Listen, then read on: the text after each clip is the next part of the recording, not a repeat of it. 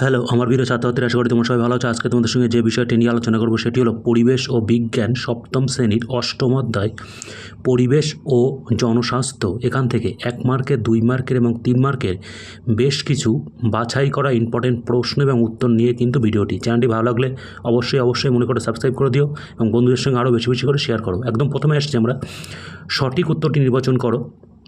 এই টাইপের প্রশ্ন এবং উত্তর। মানুষের ম্যালেরিয়া রোগ সৃষ্টিকারী অণুজীবটি এক প্রকার আদ্যপ্রাণী, ভাইরাস, ব্যাকটেরিয়া, ছত্রাক। উত্তর হবে অপশান এ, আদ্যপ্রাণী। কুইনাইন নামক ওষুধ ব্যবহৃত হয় যে জ্বরে, তা হলো আন্তরিক জ্বর, টাইফয়েড, ম্যালেরিয়া, ডেঙ্গু। উত্তর হবে অপশান সি, ম্যালেরিয়া। অ্যান্টাবিমা অণুজীবীটি উপকারী ছত্রাক, ক্ষতিকারক আদ্যপ্রাণী, অপকারী ব্যাকটেরিয়া, ক্ষতিকারক ছত্রাক। উত্তর হবে অপশান বি, ক্ষতিকারক আদ্যপ্রাণী।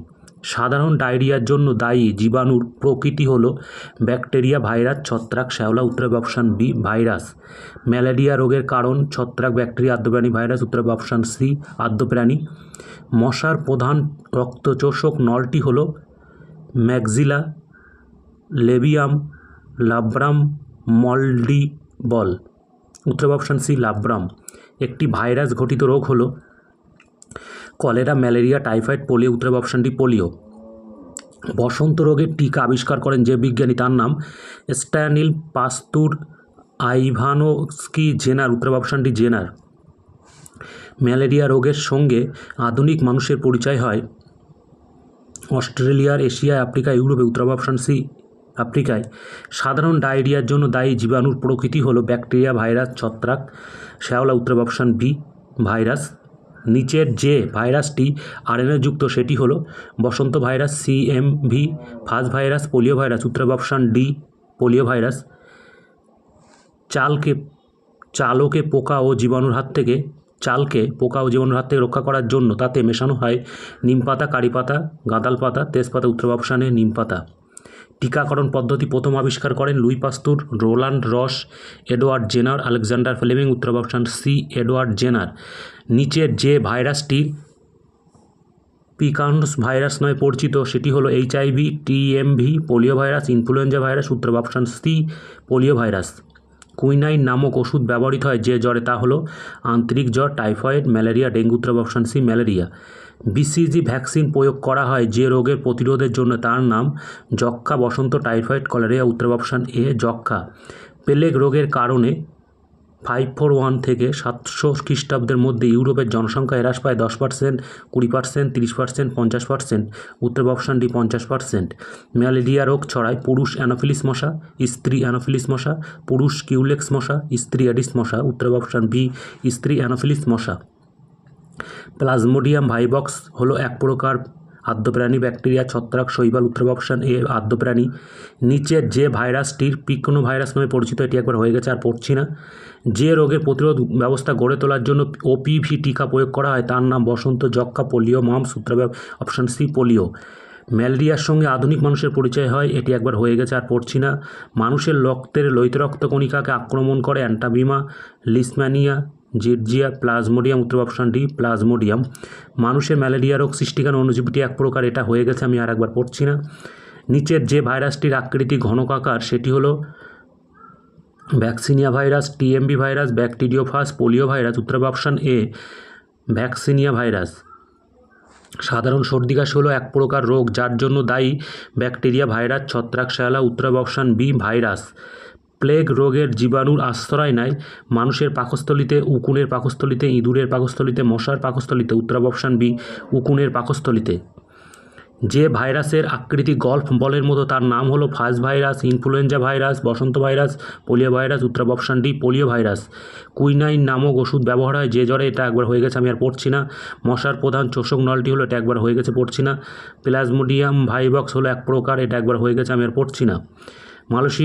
ম্যালেরিয়া রোগ সৃষ্টিকারী অণুজীবীটি এক প্রকার আদ্যপ্রাণী, ভাইরাস, ব্যাকটেরিয়া, ছত্রাক। উত্তর অপশান এ, আদ্যপ্রাণী। জিওলিন ব্যবহার করা হয় আবর্জনা জমা জায়গায়, দেহের ক্ষতস্থানে, জল পরিশোধনে, মাছ মাংস জীবাণু মুক্ত করার জন্য। উত্তর অপশান সি, জল পরিশোধনে। বসন্ত রোগের টিকা আবিষ্কার করেন যে বিজ্ঞানী, তার নাম স্ট্যানিল পাস্তুর আইভানোস্কি জেনার। উত্তর অপশান ডি, জেনার। মানুষের যে জ্বরে দেহের তাপমাত্রা নির্দিষ্ট ধাপে ওঠানামা করে, তার নাম টাইফয়েড, আন্তরিক জ্বর, ম্যালেরিয়া জ্বর, ইনফ্লুয়েঞ্জা জ্বর। উত্তর অপশান এ, টাইফয়েড জ্বর। যক্ষ্মা রোগের জীবাণু মানুষের শরীরের যে অংশকে, এটা বানানটা একটু ঠিক করতে হবে, সবচেয়ে বেশি আক্রমণ করে তার নাম বৃক্ক, অথি, ফুসফুস, হৃৎপিণ্ড। উত্তর অপশান সি। এটা কিন্তু অপশান বি হবে অস্থি। উত্তর হবে কিন্তু এখানে ফুসফুস। আবারও বলছি, এটা হবে অস্থি, উত্তর কিন্তু হবে ফুসফুস। সাধারণ সর্দি কাশি হলো এক প্রকার রোগ যার জন্য দায়ী ব্যাকটেরিয়া, ভাইরাস, ছত্রাক, শ্যাওলা। উত্তর অপশান বি ভাইরাস। এই ছিল সঠিক উত্তর নির্বাচন করো। এই টাইপের প্রশ্ন এবং উত্তর। এরপরে আসছে আমরা অতি সংক্ষিপ্ত প্রশ্ন 1 মার্কে, তার মধ্যে থাকছে শূন্যস্থান পূরণ। মনোবিদরা আমাদের ড্যাশ স্বাস্থ্য সম্বন্ধে দেখাশোনা করেন। মানসিক আমাশয় রোগের জীবাণুর নাম ড্যাশ অ্যান্টামিবা হিস্টোলাইটিকা। পাস্তুরাইজ করার জন্য দুধ ড্যাশ সেকেন্ডের জন্য ড্যাশ ডিগ্রি সেন্টিগ্রেড তাপমাত্রায় গরম করা হয়। 2 সেকেন্ডের জন্য 138 ডিগ্রি সেন্টিগ্রেড তাপমাত্রায় গরম করা হয়। গবাদি পশুর পাকস্থলীতে কিছু ব্যাকটেরিয়া বাস করে যা ড্যাশ জাতীয় খাদ্য পরিপাক করতে সাহায্য করে। সেলুলোজ। স্ত্রী মশা তার সূঁচের মতো তীক্ষ্ণ ড্যাশ দিয়ে বিভিন্ন প্রাণীর চামড়া ভেদ করে রক্তপান করে। প্রোবোসিস। মানবদেহে টাইফয়েড রোগ সৃষ্টি করে ড্যাশ সালমোনেলা টাইফি। আন্তরিক রোগ একটি ড্যাশবাহিত রোগ জল। প্লাজমোডিয়ামের ড্যাশটি প্রজাতি মানুষের দেহে ম্যালেরিয়া রোগ ঘটায় 4টি। মানুষের শরীরে বাস করে কিছু ব্যাকটেরিয়া যার ভিটামিন ড্যাশ তৈরিতে সাহায্য করে ভিটামিন B12। ড্যাশ শব্দের অর্থ হলো আণুবীক্ষণিক জীবাণু। এই ছিল শূন্যস্থান পূরণ। এরপরে আসছে আমরা সত্য মিথ্যা তাদের উত্তর। প্লাজমোডিয়াম ভাইবক্স এক প্রকার আদ্য প্রাণী। সত্য। ভারতের 70% ম্যালেরিয়া প্লাজমোডিয়াম ভাইবক্সের জন্য হয়। সত্য। আন্তরিক একটি ভাইরাস ঘটিত জলবাহিত রোগ। মিথ্যা। যক্ষ্মা রোগের জন্য দায়ী ব্যাকটেরিয়া আক্রমণস্থান প্রধানত পাকগ্রন্থি। মিথ্যা। আমশা এক প্রকার প্রোটোজোয়া ঘটিত জলবাহিত রোগ। সত্য। কলেরা রোগের জীবাণুর নাম ভিব্রিও কলেরি। সত্য। এরপরে আসছে আমরা এক কথায় উত্তর দাও এই টাইপের প্রশ্ন এবং উত্তর।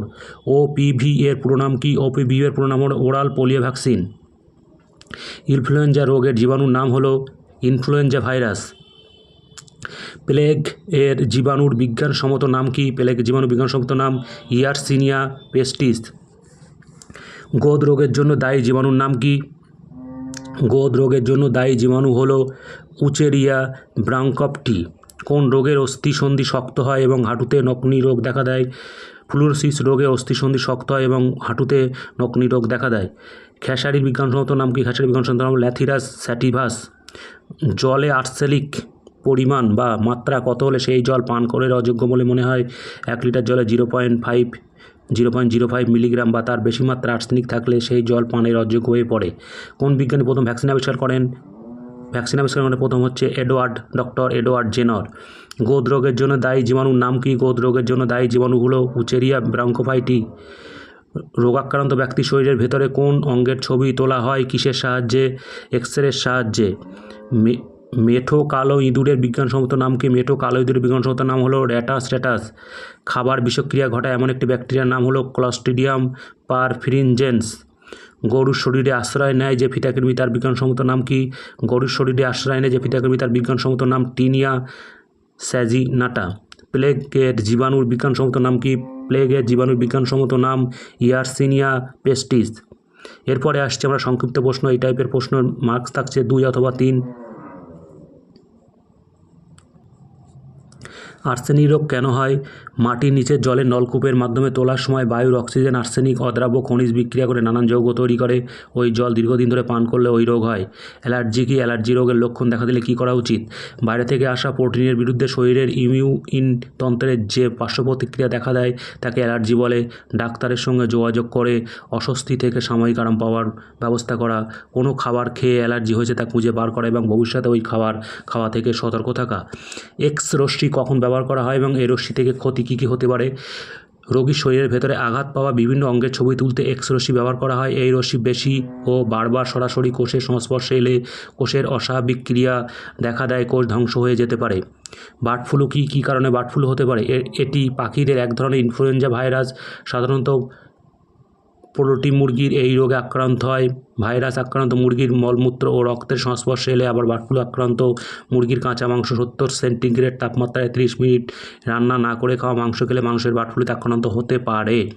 পাস্তুরাইজেশন কীভাবে পাস্তুরাইজেশন করা হয়?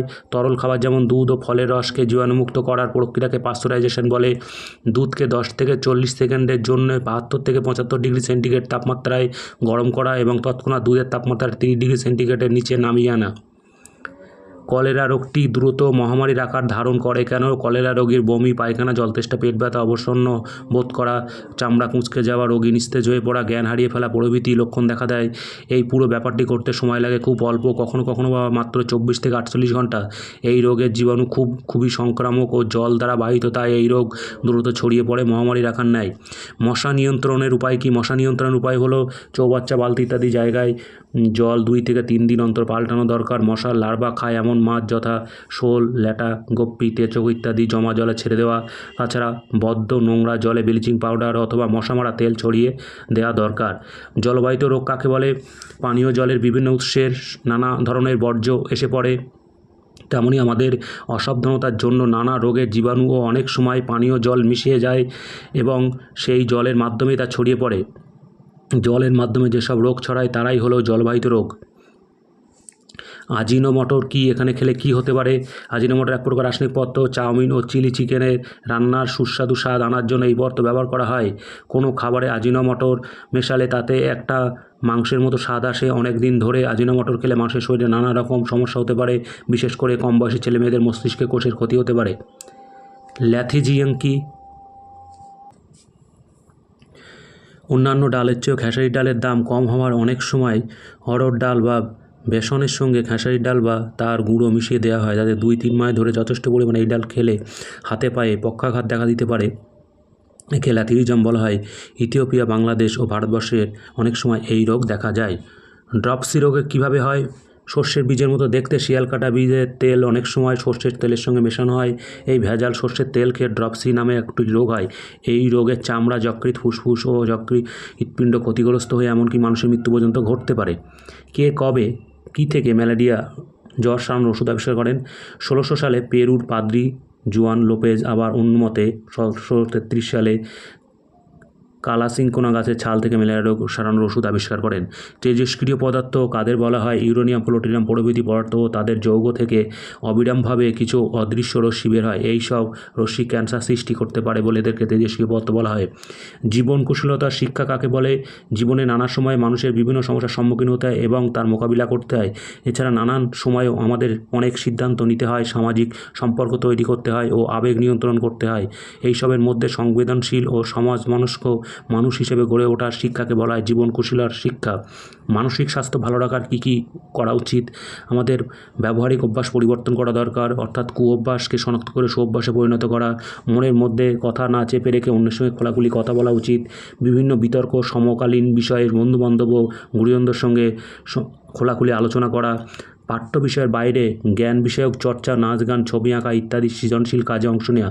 এই ছিল এই অধ্যায়ের 1 মার্ক, 2 মার্ক এবং 3 মার্কের বেশ কিছু বাছাই করা ইম্পর্টেন্ট প্রশ্ন এবং উত্তর। আবার বলছি, চ্যানেলটি ভালো লাগলে অবশ্যই মনে করে সাবস্ক্রাইব করে দিও। বন্ধুদের সঙ্গে আরও বেশি করে শেয়ার করো। ভালো থেকো, ধন্যবাদ।